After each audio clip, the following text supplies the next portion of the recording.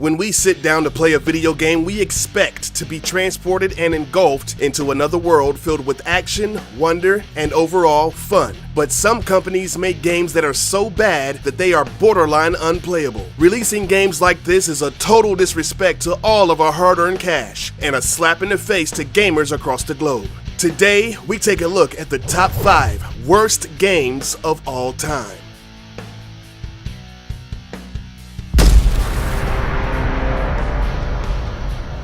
Ride to Hell Retribution 1% is an action-adventure game filled with bikers, brawls, and boobies. Meet Jake Conway, a Vietnam vet that comes home to rejoin his biker gang lifestyle. His brother gets killed right in front of him, and so begins the epic journey for vengeance. Sounds badass, right? Well, not so much. Let's just list a few of the problems, shall we? It's riddled with thousands of QuickTime events, poor driving mechanics reminiscent to snowboarding on a ski slope rather than a motorcycle, idiotic fighting sequences, fully clothed sex scenes. They're so misogynistic that they happen 7 seconds after saving a woman from sexual assault. The combination of motorbike and fence apparently equals an explosion. Some of the worst voice acting in any game ever. Oh, Suki Suki. Oh, wow. The soundtrack is so mind-numbingly repetitive. Cutscenes are just that, scenes that are cut so abruptly that you don't even know what's going on. On top of all the insanely bad gameplay and story, this game is the ultimate glitch fest. And to think that this game was released in 2013? After 5 years of cancellations, reboots, and redos, this was the end result? I would rather hock a loogie on dry pavement only to watch it bake in the hot sun on a Tuesday afternoon than to play this festering corpse of a game again. Ah! Steel Battalion Heavy Armor is the not-so-exciting follow-up to its predecessors, Steel Battalion and Steel Battalion Line of Contact. The first game features a controller that had lots of buttons to help you maneuver your mech, but it cost $200. So instead of making people buy a crazy expensive peripheral, they thought it'd be a good idea to utilize the technology of the Kinect on the Xbox 360. It was a game targeting the hardcore gamer looking to use the Kinect for something other than Kung Fu High Impact. While the visuals and the story were decent at best, it fails miserably at the most fundamental necessity: motion controls that actually work. Trying to combine the standard Xbox 360 controller and the Kinect for gameplay was a terrible, terrible mistake. Heavy Armor has been widely panned by critics and gamers alike and is considered unplayable due to the inability for the Kinect to accurately read the player's movements. If you've ever played this game, you found yourself screaming, "No, not that button, what are you doing?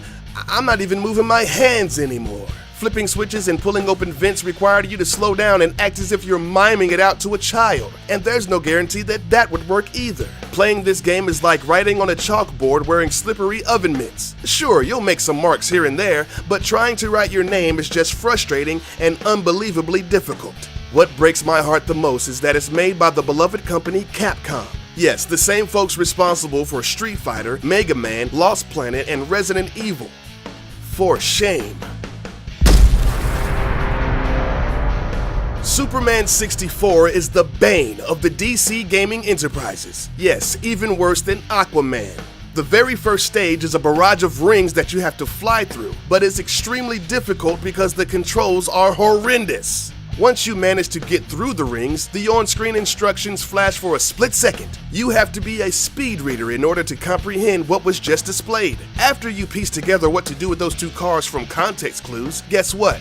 Another ring maze. There are a total of 5 ring mazes in the first stage alone. Second stage, glitch-tastic. You will fall through the floor or go through a wall. And after that, oh yeah, more rings. You are inundated with ring flying for the entire game. It's basically a series of unimaginative mini-games and flying through rings. This tedious, boring, bland game is joyless and barren of any entertainment value.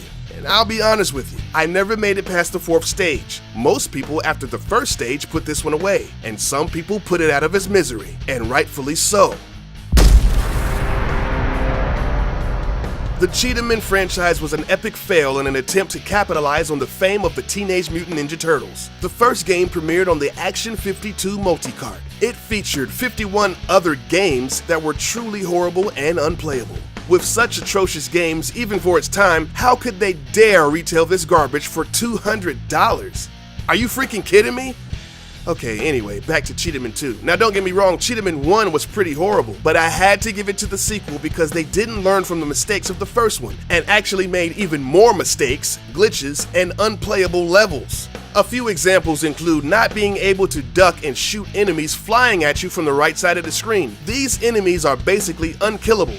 Immortal. All you can do is jump over them. And some of these enemies come two at a time, so you have no choice but to take damage. The game used picture stills from the first game because they were too lazy to create something different. It has 3 level 3s. 3 of them. The first level boss is just some dude running to the right the entire time. On another level, after you manage to defeat the monkey mutant boss, the game can't go any further. It's just you jumping around doing nothing until you hit the reset button. This game sucks, but it wasn't intended to be released. It was found in a warehouse and was included on the second Action 52 multicart by the publishing company. Now that's just dirty. The #1 steaming pile of garbage of a game has to be Big Rigs Over-the-Road Racing. The premise of the game is to race a semi-truck to safety while delivering illegal cargo and avoiding cops along the way. Well, in this game, there are no cops. The trucks that you're supposed to be racing don't move at all, and half of the semis that you can choose from don't have cargo to deliver. But that is just the tip of the proverbial iceberg. For some reason, one of the designers of the game said screw it and didn't add any kind of collision detection in the game. So there's no obstacles to navigate. You can actually drive through buildings, gates, trees, poles, other trucks, and even leave the game altogether. Nothing slows you down, including grass, rubble, or even mountains. As a matter of fact, going up mountains makes the trucks go slightly faster, even up to angles of about 90 degrees. Don't even think about going over a bridge. These trucks aren't made for that kind of structure. The laws of physics don't exist in this world.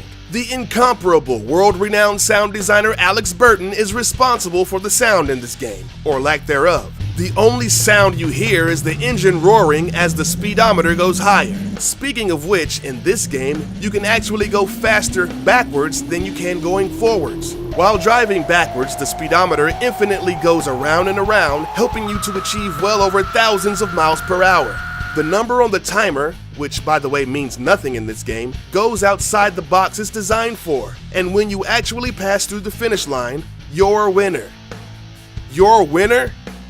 This crapstorm was made by a California-based company, Stellar Stone, but it was actually outsourced to Ukraine for development. It cost only $15,000 to make, when most games in the industry at that time cost well into the hundreds of thousands. As bad as this game was, 20,000 people were duped into buying this hot garbage. Probably because they thought they were buying 18 Wheels of Steel, a much better game that was released 4 months earlier. The game is so bad that of course it has a cult following, and at one point copies of the boxed game were selling on eBay for about $99. Big Rigs Over-the-Road Racing is deserving of the top spot for worst video game ever made and officially released ever. Thanks for watching. Go ahead and sound off in the comments section about what your list would look like. And be sure to subscribe to this channel for more Top 5.